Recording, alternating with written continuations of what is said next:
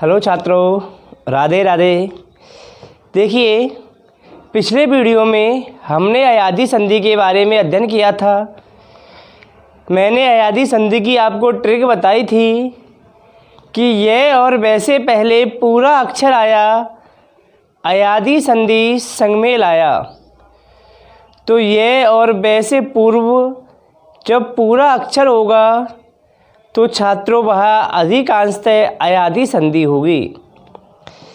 देखिए छात्रों, ट्रिक्स मेरे द्वारा बनाई गई है।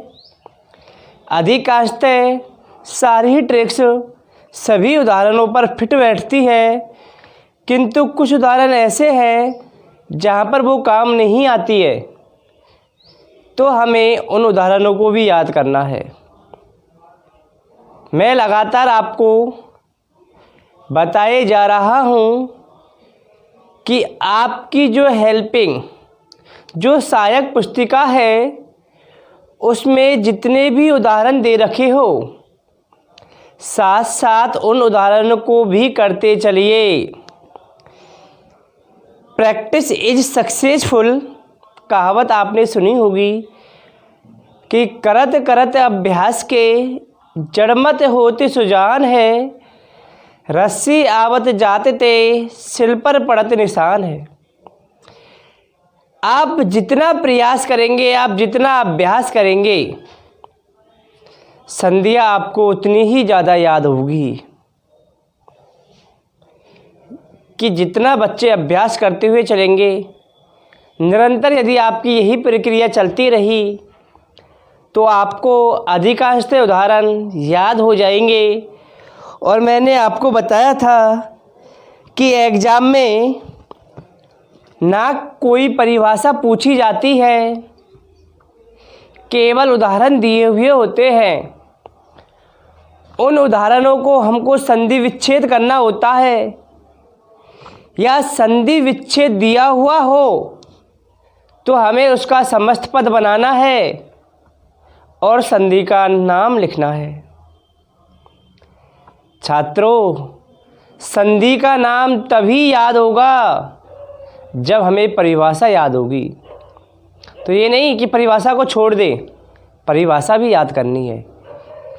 ज्ञान कभी भी अधूरा नहीं रखना है, ज्ञान पूरा ही होना चाहिए।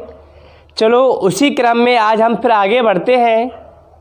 मैंने आपके लिए 5 संधियाँ पढ़ा दी हैं: दीर्घ, गुण, वृद्धि, यण और अयादी। उसी क्रम में आगे बढ़ते हुए आज मैं आपके लिए लेके आया हूँ, उस संधि का नाम है पूर्व रूप संधि।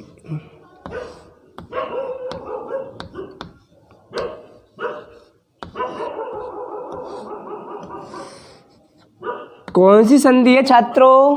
पूर्व रूप संधि है। देखना, समझना ध्यान से। पूर्व रूप संधि की मैंने ट्रिक बनाई, पहले ट्रिक समझा रहा हूँ, उसके बाद सूत्र बताऊंगा छात्रों। कितनी अच्छी ट्रिक है। यदि ट्रिक आपके समझ में आए तो कमेंट में ज़रूर बताना।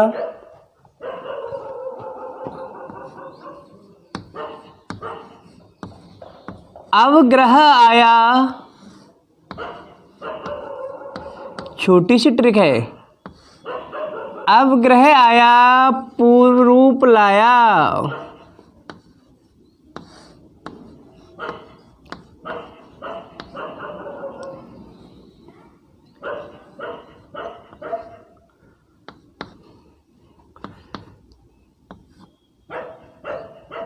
ये चिन्ह है छात्रों अवग्रह का। अवग्रह आया, पूर्व रूप लाया। ट्रिक बनाई कि यदि किसी भी शब्द में अवग्रह आ रहा है, क्या आ रहा है? अवग्रह आ रहा है, तो ये कन्फर्म है कि वहाँ पर पूर्व रूप संधि होगी। कौन सी संधि होगी? पूर्व रूप संधि होगी। देखिए छात्रों, हम इसका उदाहरण और सूत्र देखते हैं पहला इसका जो सूत्र है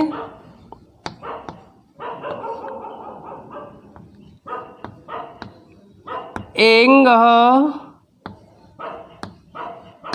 पदांतादति,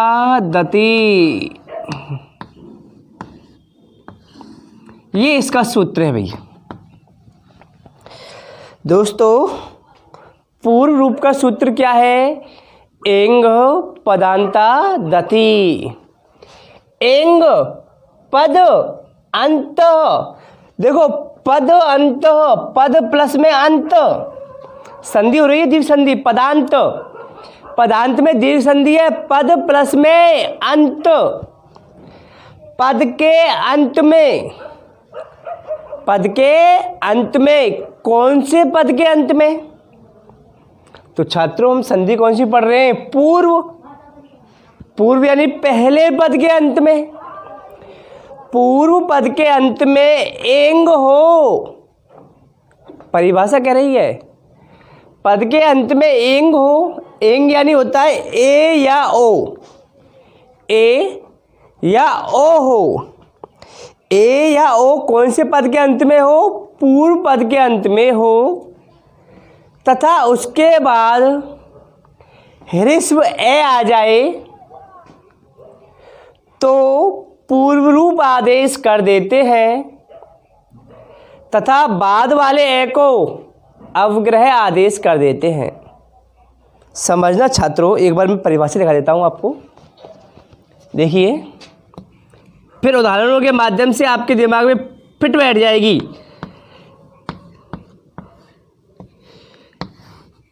ये संधि आपने पहले नहीं पढ़ी होगी क्योंकि 9th के सिलेबस में ये संधि नहीं है। छोटी कक्षाओं में जब हम इन संधियों को नहीं पढ़ते और अचानक हमारे सामने आ जाती है तो हमें थोड़ी सी जटिल, कठिन अवश्य लगती है। टेंशन मत लेना, कुछ ही क्षण में यह संधि आपके याद हो जाएगी। तो देखिए परिभाषा क्या है? यदि पूर्व पद के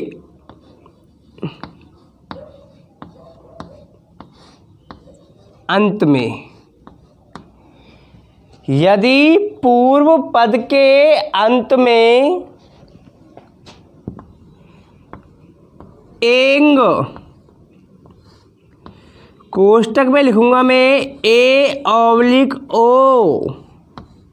एंग प्रत्याहार के वर्ण है दोस्तों। एंग जो प्रत्याहार है उसके वर्ण है ए या ओ। यदि पूर्व पद के अंत में एंग ए या ओ हो तथा उसके बाद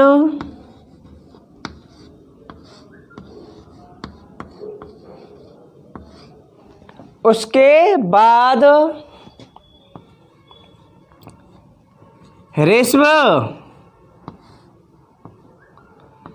ए आ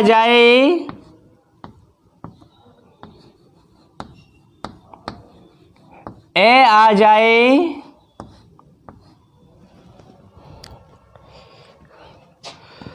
तो पूर्व रूप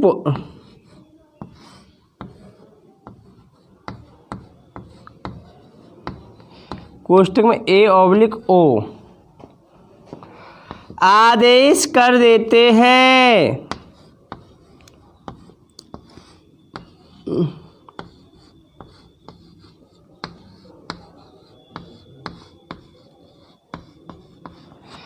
समझना छात्रों, यदि पूर्व पद के अंत में एंग A/O हो तथा उसके बाद ह्रस्व ए आ जाए तो पहले पद में जो मात्रा लग रही है, पूर्व पद में जो मात्रा है, ए है तो ए और ओ है तो ओ, आदेश कर देते हैं। तथा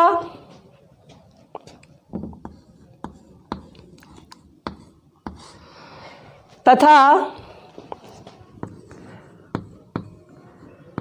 बाद वाले ए को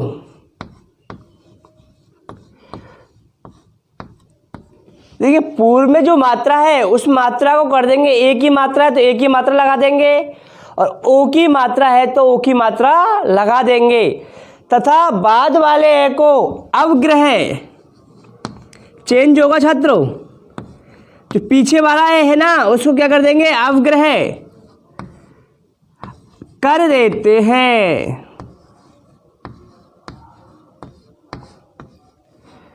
बाद वाले ए को अवग्रह कर देते हैं। परिभाषा पूर्ण हुई हमारी। छात्रों, परिभाषा को 2 बार पढ़ना, जिससे हमारे दिमाग में आसानी से समझ में आ जाए कि यदि पूर्व पद के अंत में एंग ए या ओ हो तथा उसके बाद ऋस्व ए आ जाए तो पूर्व रूप मैंने कहा था ए या ओ की मात्रा कर देते हैं, तथा बाद वाले ए को अवग्रह आदेश कर देते हैं। अब कैसे करेंगे वो देखेंगे। देखिए, उदाहरण है, ध्यान देना, हरे प्लस में अब,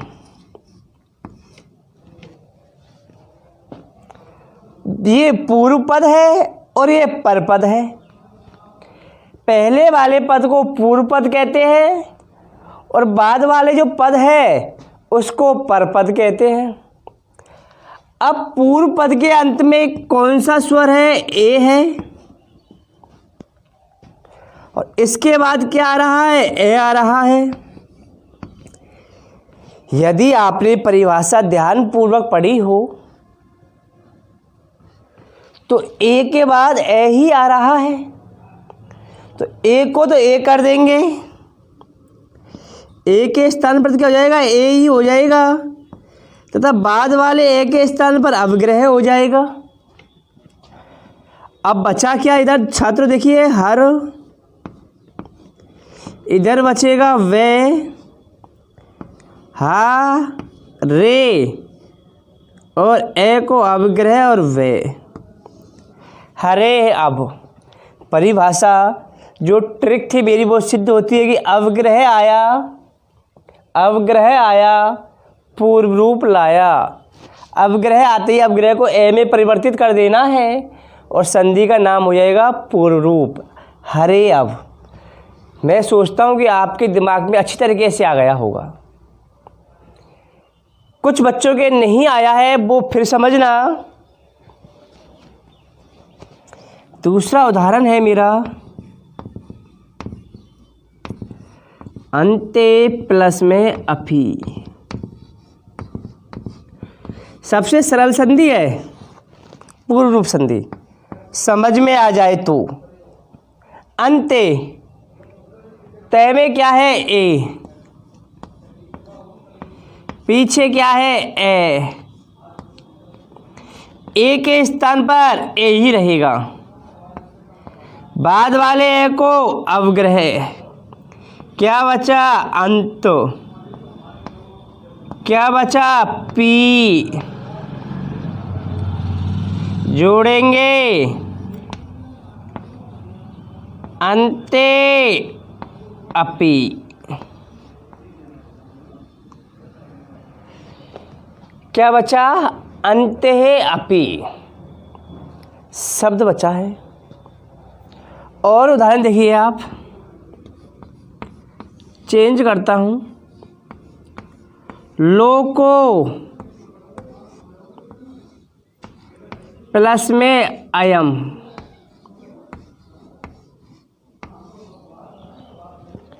लोको प्लस में अयम, लोको, को में कौन सा स्वर है, ओ,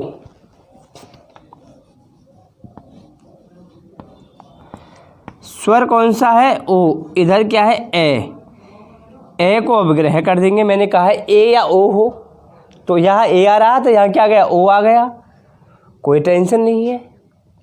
ओ के बाद ए आ रहा है तो ए को अवग्रह कर देंगे।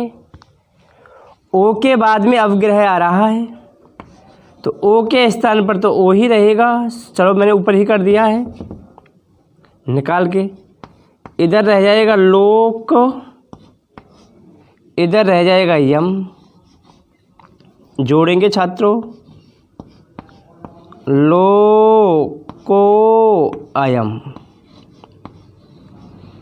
क्या बचेगा? लोको अयम बचेगा। चौथा जो मेरा उदाहरण है, चौथा उदाहरण देखना छात्रों, को प्लस में अत्र। को प्लस में अत्र। के में कौन स्वर है? ओ। के में कौन सा स्वर है? ओ स्वर है। स्वर दे रखा है ओ। बाद में क्या है?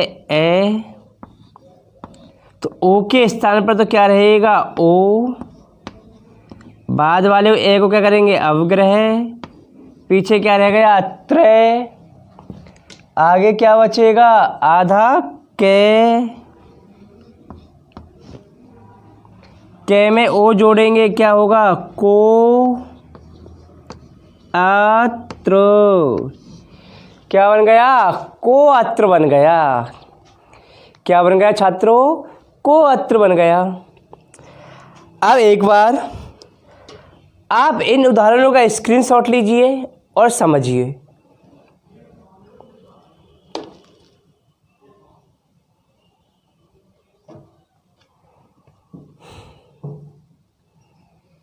ले लिया होगा स्क्रीनशॉट?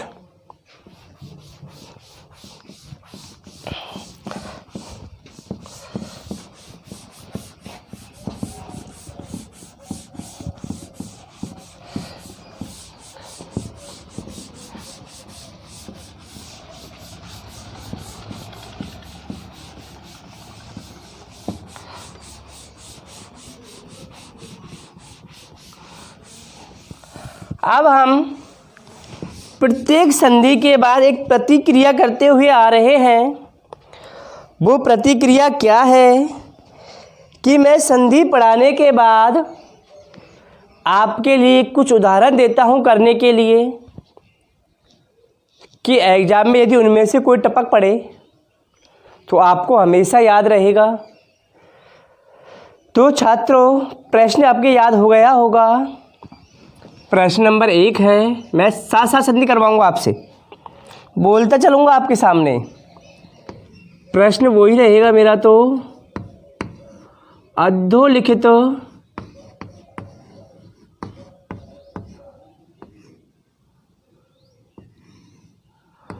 पदानाम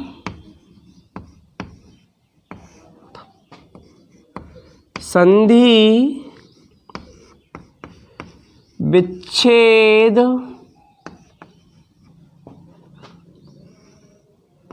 कृत्वा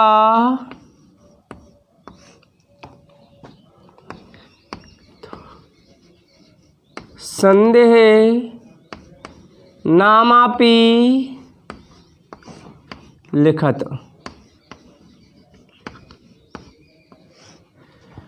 नीचे लिखे गए पदों की संधि विच्छेद करके संधि का नाम भी लिखो। तो छात्रों, पहला ग्रामे अस्मिन्,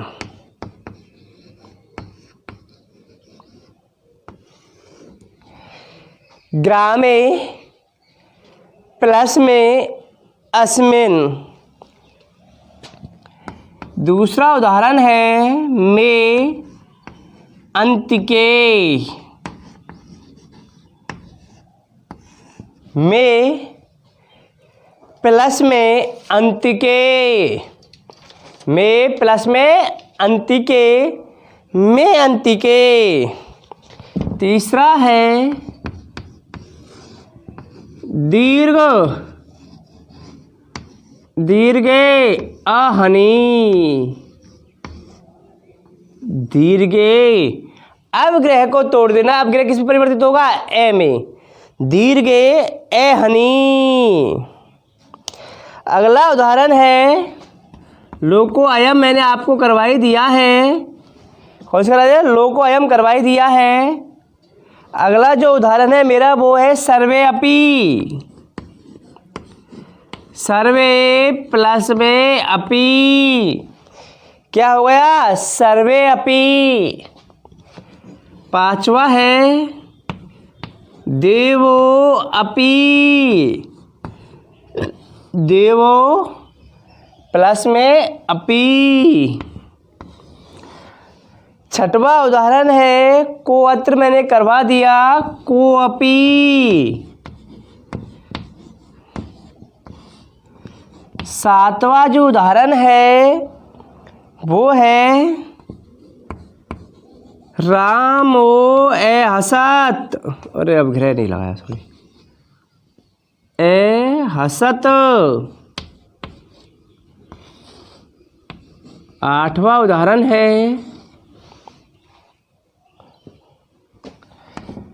विष्णु अत्र।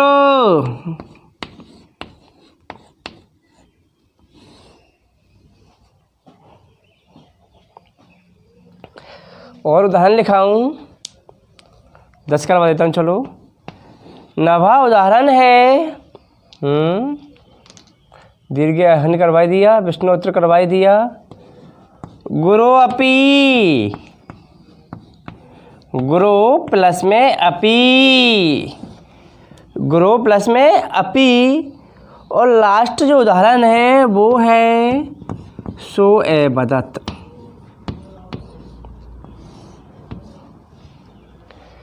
अब देखिए ये जो शब्द दे रखे हैं, जहाँ भी अवग्रह आ रहा है वहाँ से ये शब्द टूटेंगे।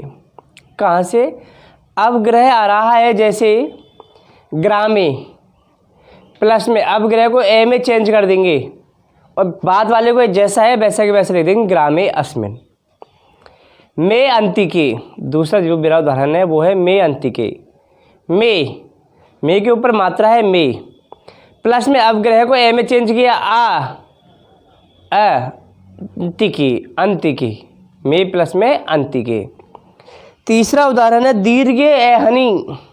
दीर्घ ए, दीर्घ यानी ए, दीर्घ प्लस में आहनी। चौथा जो उदाहरण है सर्वे अपी। सभी, सर्वे, तो सर्वे प्लस में अवग्रह पे आगे ए। तो इसी प्रकार जितने भी उदाहरण दे रखे हैं आपको, जितने भी 10 उदाहरण मैंने आपके लिए प्रैक्टिस के लिए दिए हैं, जहाँ भी अवग्रह आ रहा है उस अवग्रह से आपको हटाना है शब्द। जो पूर्व पद में जो मात्रा लग रही है मात्रा वो ही रहेगी। ए को हटा करके, अवग्रह को हटा करके ए कर देंगे। देखिए छात्रों, वैसे इस संधि को पढ़ते हुए आपके मन में एक ख्याल आ रहा होगा, मुझे पता है। क्या ख्याल आ रहा होगा? नहीं पता कि सर अभी अभी तो आपने, अभी अभी का मतलब पिछला जो वीडियो था मेरा, उसमें अयादी संधि में आपने करवाया था कि ए के बाद ए आ गया तो ए के स्थान पर अय कर दो। ध्यान आया? आपने तो नहीं पूछा, फिर भी मैं ही आपको बता देता हूँ। वहाँ एक शर्त थी, वहाँ पद आ रहा था या अव्यय रूपी पद आ रहा है। ह्रस्व ए की दशा होनी चाहिए। ह्रस्व ए भी कैसा? अव्यय रूपी ए हो। अव्यय हो या कोई सर्वनाम शब्द हो तो उस ए के स्थान पर अवग्रह करेंगे। ह्रस्व ए कैसा होना चाहिए? पूर्व पद में तो ए या ओ हो, तब पर पद में जो ए आ रहा है वो अव्यय रूपी हो और अव्यय रूपी या सर्वनाम शब्द रूपी हो, तो ही हम ए को क्या करेंगे? अवग्रह करेंगे। तो छात्रों, ये जो उदाहरण दिए हुए हैं आपको, इनको याद कीजिए। बार बार प्रैक्टिस कीजिए। मैंने आपको बार बार बता रहा हूँ कि अभ्यास ही सफलता की कुंजी है। अभ्यास ही सफलता की कुंजी है। जितना अभ्यास करोगे आप अति शीघ्र ही अपनी मंजिलों को छू लेंगे। जो हमारा टारगेट है वो अभ्यास से ही पूरा होगा। संस्कृत सब्जेक्ट बहुत ही शानदार सब्जेक्ट है। अभ्यास करते जाइए और अच्छे अंक प्राप्त करते जाइए। मैं आशा करता हूँ कि मेरी कही हुई बात आपको अच्छी लग रही होंगी। आप अब से ही पढ़ना प्रारंभ करेंगे। अभ्यास कंप्लीट होना चाहिए। आपकी कॉपी आपकी शानदार होनी चाहिए। मिलते हैं अगले वीडियो में अति शीघ्र। Thank you.